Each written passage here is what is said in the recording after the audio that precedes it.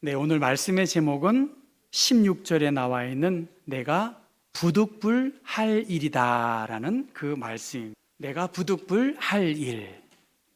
제가 들은 가장 감동적인 설교, 그 설교가 있었습니다. 어느 주일 저녁에 제가 영어 예배에 참여했습니다. 덩치가 굉장히 큰 호주 저 왼쪽에 퍼스라고 있는 지역의 출신 목사님이 설교를 많이 하시더라고요. 전 잘 못 알아듣겠어요. 그런데 제 가슴 속에 예수가 구원자이시다. 예수 그리스도가 우리의 구원자이시다. Jesus Christ our Savior. 이렇게 하는데 그 다음에 이 설교자가 말을 잊지 못하는 거예요. 예수가 우리의 구원자이십니다. 나를 구원해 주셨습니다. 여러분 이 예수를 잘 믿으셔야 되지 않겠습니까? 뭐 이런 말이겠지요. 예수가 구원자이시다. 무엇이 그로 하여금 감격하고 말을 잊지 못하고 눈물 속에서 그 시간을 멈추었을까 생각하면서 제 마음속에 예수님이 누구이신가 생각했습니다. 지난 안식년 기간에 제가 구세군 예배에 참여했는데 그 구세군 교회는 선교가 굉장히 구체적이잖아요. 그 구세군의 도움을 받아서 아마 퍼시픽 아일랜더 사람인 것 같은데 내가 그렇게 힘들고 어려울 때 그 구세군 교회에서 도와줬고 내가 예수님을 만나고 하나님의 사람이 되었습니다 하면서 예수님 때문에 또 간증을 하면서 이렇게 흐느끼더라고요. 그 간증이 끝난 후에 여자 사관께서 복음, 사람을 살리는 것, 예수 그리스도 외에는 없는 것 아니겠는가 하면서 또 이렇게 눈물 짓는 제 마음에 지금도 가장 아름답게 남아 있습니다. 언더우드와 펜셀러 선교사님이 조선 땅을 밟고 한국 선교가 본격화되었다는 것 여러분 알고 계시죠? 수많은 선교사님들, 그들의 사랑의 손길을 통해서 기독교 신앙은 우리에게 엄청난 영향을 미친 것이 사실입니다. 여러분은 어떤가요? 저는 어린 시절 교회에서 저에게 사랑으로 격려해 준 교회학교 교사들, 또 전도사님들, 신학교 총무로 오신 분들, 교회의 선배님들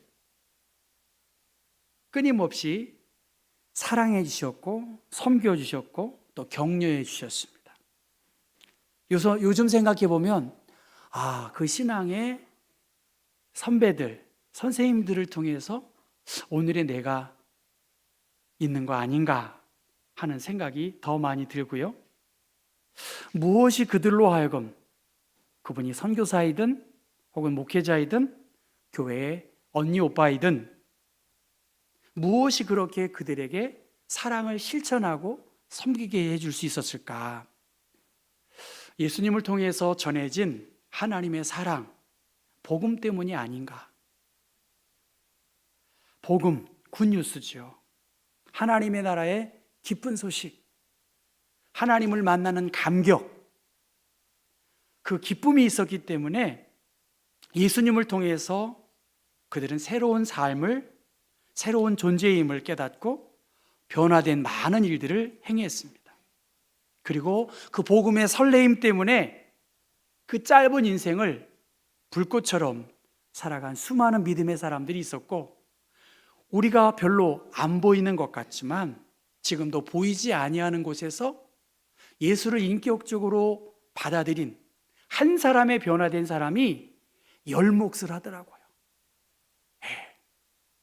몇 명이 모이는 것도 참 중요하지만 한 사람 한 사람이 거듭난 예수의 사람으로 변화되니까 그를 통해서 주변이 달라지고 있습니다.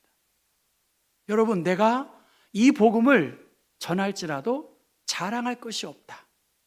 반드시 당연히 마땅히 해야 할 것이다. 그리고 바울 선생을 비롯한 많은 사람들은 뭐 대단한 학설과 철학과 사상을 가르치지 아니했어요. 저 빈 무덤, 십자가에 못 박혀 죽으신 장사 지내신 그 예수가 무덤을 박차고 하나님의 우편에 앉으셔서 부활 승천하셨다는 거예요. 무엇을 가르치겠습니까, 여러분? 뭐 여러분, 세상에 얼마나 많은 교육기관들이 쟁쟁하지 않습니까?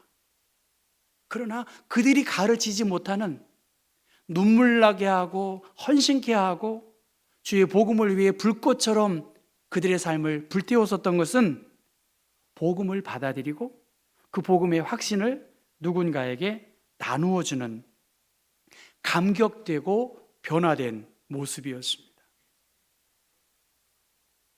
고린도전서 9장 말씀. 그는 많은 박해와 갈등 속에서 여러 시비 속에 휘말렸던 것이 바울 사도의 사역의 부분이었습니다. 내가 자유인이 아닙니까? 내가 사도가 아닙니까? 내가 우리 주 예수를 뵙지 못하였습니까?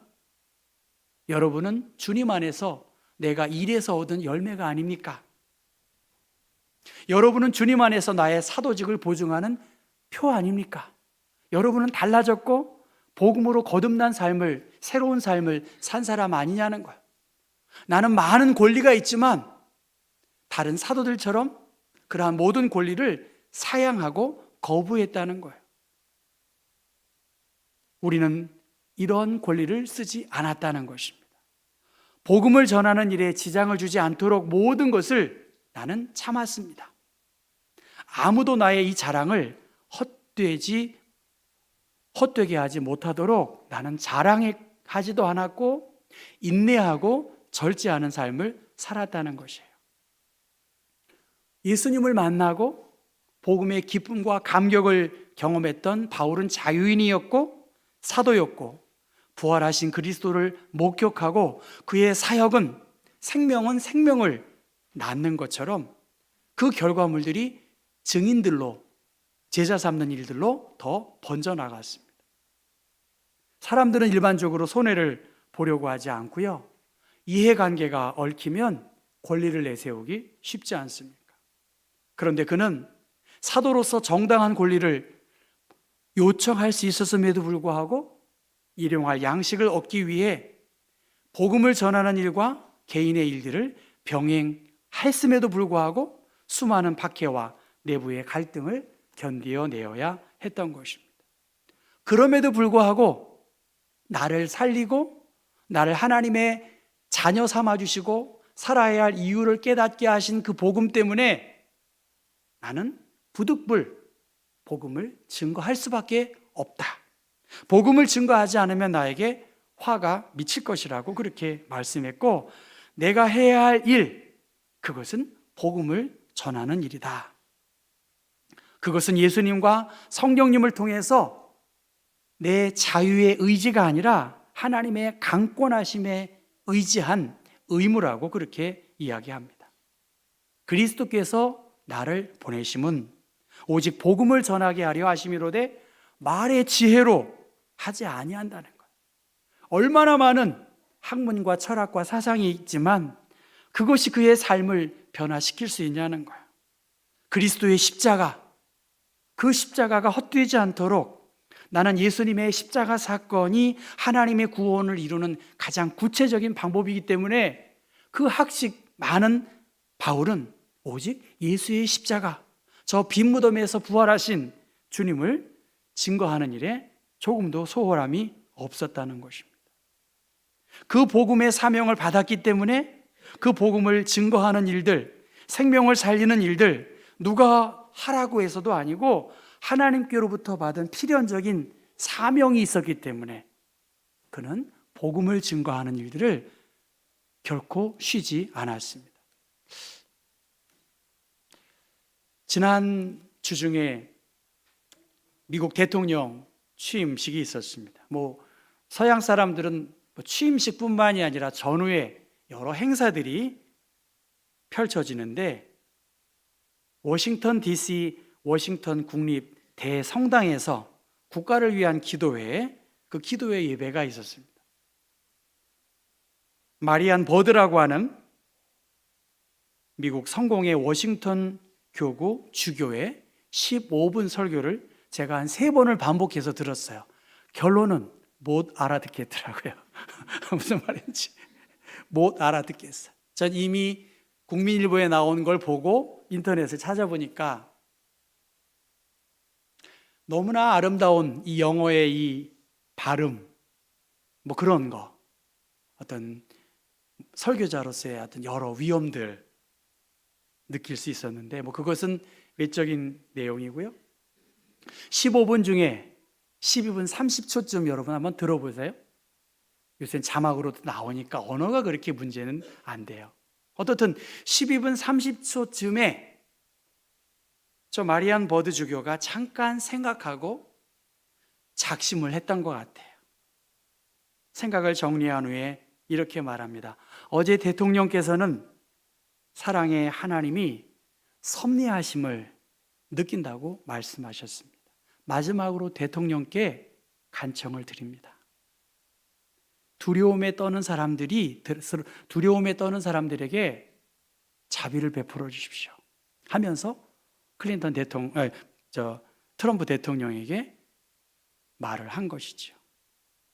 농작물을 수확하고 사무실을 청소하며 공장에서 일하는 사람들, 병원 야간 근무를 하는 사람들 중에 시민권이 없거나 적법한 서류가 없는 이들도 있습니다. 그러나 대다수 이민자는 범죄자가 아닙니다. 부모가 추방될까 두려워하는 어린이들, 전쟁과 박해로부터 도망쳐 나온 이들이 우리 공동체 안에서 자비와 환대를 받을 수 있도록 대통령 도와주십시오. 하나님께서는 우리에게 낯선 사람들에게 자비를 베풀라고 가르치셨습니다. 우리는 모두 이 땅에서 한때 낯선 사람이었기 때문입니다. 하나님께서 모든 사람의 존엄을 존중하며 사랑으로 진실을 말하고 서로와 하나님과 겸손히 동행할 힘과 용기를 주시기를 기도합니다. 그리고 맨 마지막에 아멘 하고 자기 자리로 돌아갔습니다. 트럼프 대통령 버드주 교회의 설교 예배에 대하여 기자가 묻습니다. 어땠습니까? 트럼프 대통령은 좋은 기도회라고 생각하지 않는다고, 좋은 메시지라고 생각하지 않는다고 냉소적으로 답을 했습니다.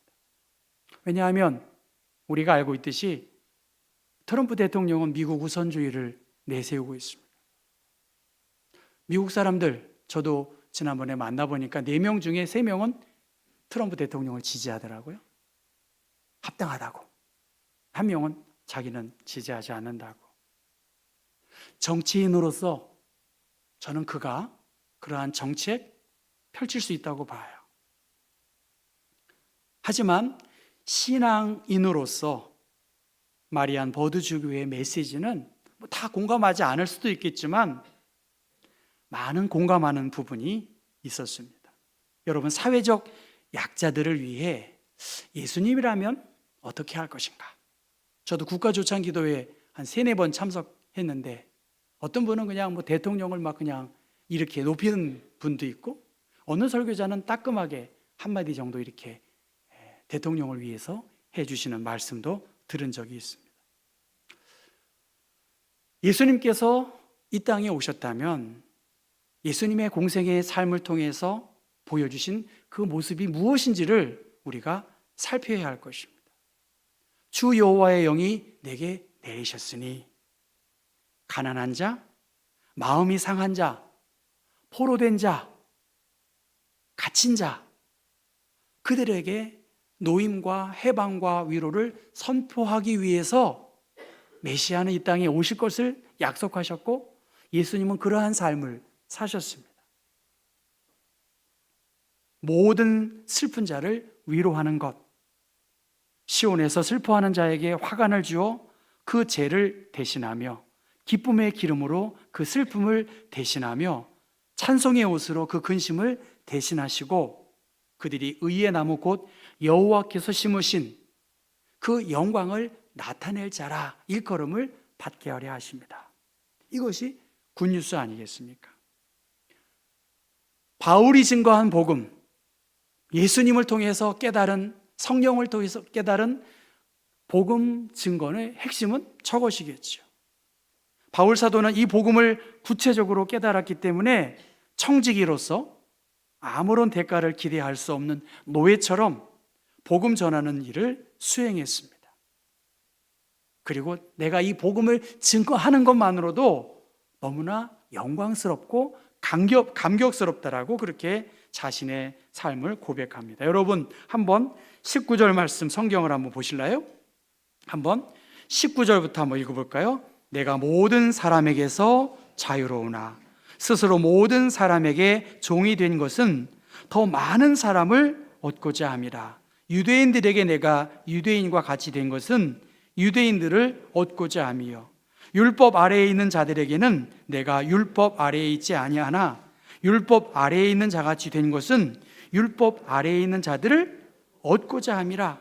21절, 율법 없는 자에게는 내가 하나님께는 율법 없는 자가 아니요 도리어 그리스도의 율법 아래에 있는 자이나 율법 없는 자와 같이 된 것은 율법 없는 자들을 얻고자 함이라. 22절, 약한 자들에게 내가 약한 자와 같이 된 것은 약한 자들을 얻고자 함이요 내가 여러 사람에게 여러 모습으로 된 것은 아무쪼록 몇 사람이라도 구원하고자 함이다.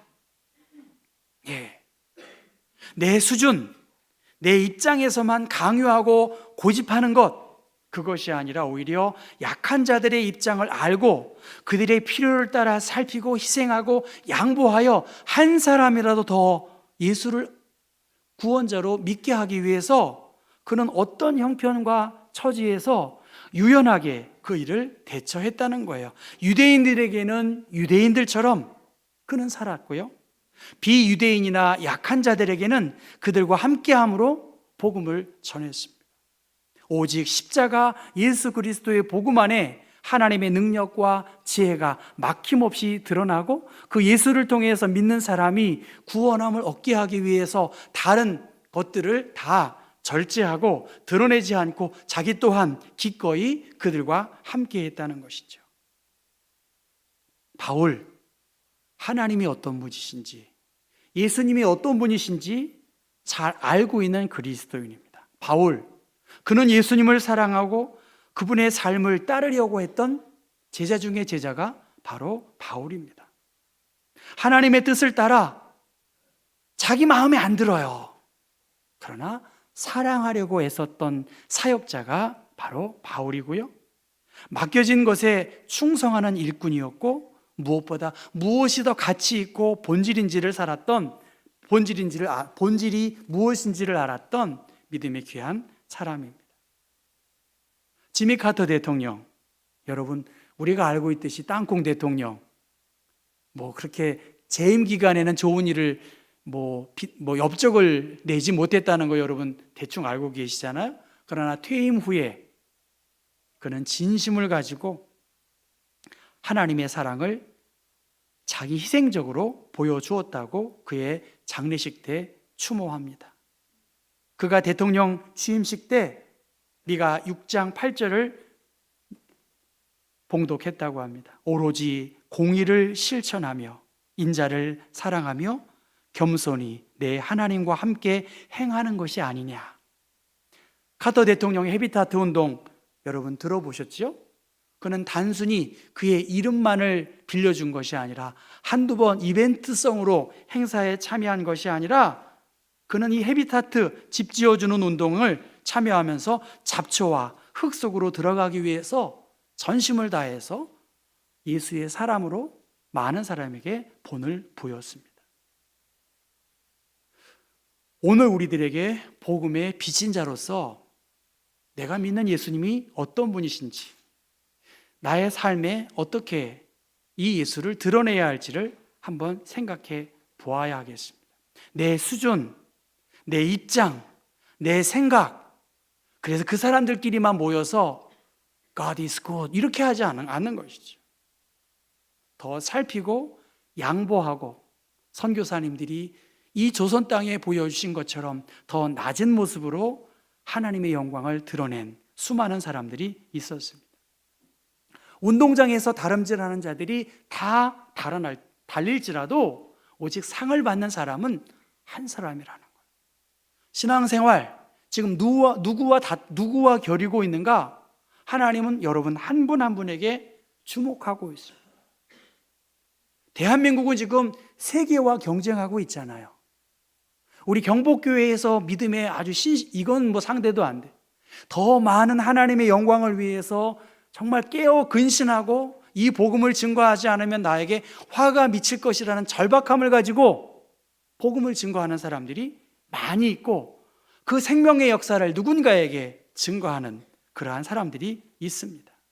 그런데 저는 27절 말씀 여러분 한번 같이 읽어볼까요? 내가 내 몸을 쳐 복종하게 함은 내가 남에게 전파한 후에 자신이 도리어 버림을 당할까 두려워합니다. 여러분 두렵지 않으세요?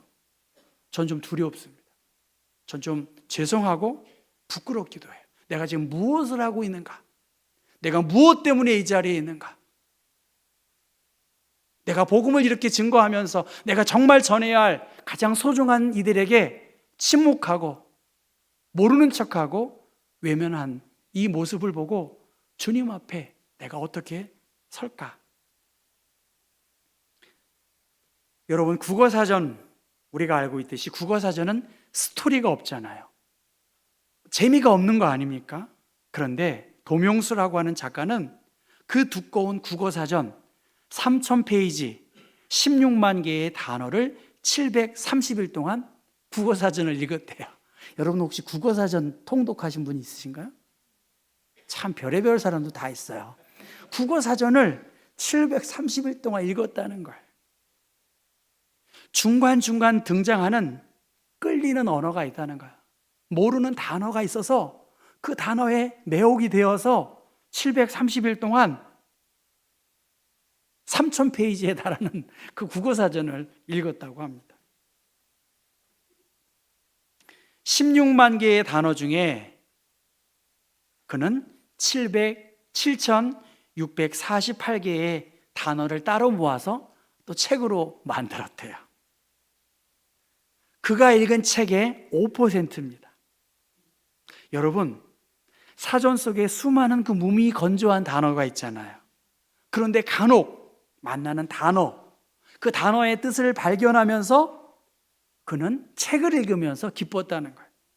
여호수아서 말씀을 읽고 있는데 12지파의 땅 분배입니다. 지난주 중에 112개의 이 가나안 지명을 새벽기도에 읽었어요. 발음하기도 얼마나 어렵습니까? 무슨 달고 오묘한 말씀이에요. 족보의 이야기가 무슨 매력이 있습니까? 그런데 간혹 나타나는 지명, 간혹 나타나는 그 사람들을 보면서 이분이 여기에 있었네? 이렇게 깨달은 거 아니겠습니까? 복음을 증거하는 것, 믿음으로 살아가는 것, 누구도 예외 없이 지루함이 있습니다. 그리고 의미 없는 것 같은 지루함을 견디어내어야 하는 것이죠. 참고 견디고 살아가는 것, 그리고 살아내는 것, 그 과정에서 중간중간 찾아오는 기쁨이 있는 거예요. 교회 생활도 저는 마찬가지라고 봐요. 늘 흥분되고 늘 설레나요? 영적인 침체도 있고, 하나님이 정말 살아계신가? 그런 고민도 하면서, 그러나 하나님이 이렇게 일하심을 깨달아 나아갈 때의 기쁨이 있다는 것이죠. 억지로 마지못해서 바울은 복음을 증거한 것이 아니라 기꺼이 자진해서 나를 하나님의 자녀 삼아주시고 복음을 증거하는 일꾼으로 삼아주신 것은 하나님의 종으로 복음을 위하여 모든 것을 포기하고 십자가의 은혜와 사랑으로 천국에 대한 소망을 가지고 있었기 때문에, 영광의 면류관이 있었기 때문에 하나님의 능력, 이 복음은 모든 믿는 자에게 구원을 주시는 하나님의 능력이고, 오직 의인은 믿음으로 말미암아 살리라고 하는 확신 속에서 선교사들은 태평양을 건너서 조선 땅에도 왔고, 지금도 이름 없이 빛도 없이 복음의 역사가 이어져 가고 있습니다. 여호수아 말씀을 묵상하면서 저는 두렵기도 해요. 또 용기가 줄어들기도 합니다. 염려와 근심이 커지고 있고요. 지난 주일 목사님 설렌다는 말씀을 하셨는데 솔직히 내가 설레고 있지 않구나. 여러분 어떠세요? 목사 그만둬야 되겠죠. 설레고 있지 않아요. 저는 마음속으로 정말 눈물이 나요. 눈물은 안 나는데 마음속으로 울고 있어요. 설레지 않는데. 다른 게 문제가 아니고 다른 사람이 문제가 아니지 않습니까?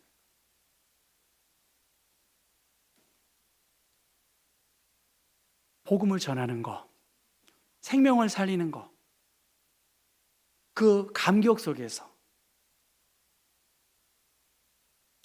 그런데 성경은 이 여호수아 말씀을 보면서 하나님께 저도 깨닫습니다. 영적인 부흥과 회복이 있기를 바라요.